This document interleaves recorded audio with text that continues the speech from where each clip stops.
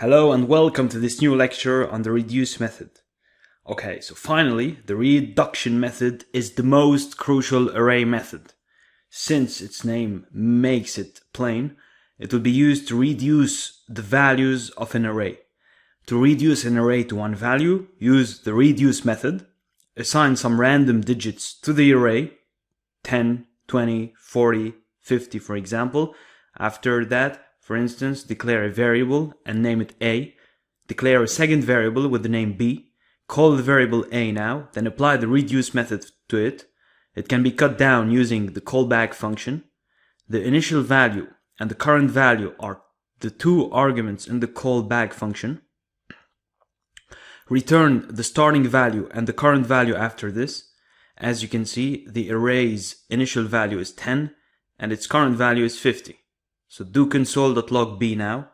The code should look like this. Let a equals 10, 20, 4, 50 between square brackets. Let b equal a.reduce acc, comma, cur.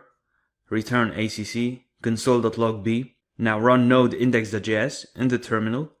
The initial value 10 will be printed in the terminal as a result. If you want to add another initial value, you can add it in brackets outside of the array like this.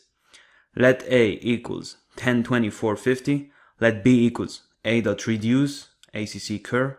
Return acc. And then, okay, console.log. Now, if you run node index.js in the terminal, the new initial value 5 will be printed as a result in the terminal. You can also do an addition of the initial and current values like as follows. So let a equals 10, 20, 4, 50. Let b equals a.reduce acc cur. Return acc plus cur. Console.log b. Now if you run node index.js in the terminal, as a result, 189 will be printed in the terminal. So the new initial value 5 is also included in this calculation. Okay, so that's pretty much it for this lecture, and now on to the next one.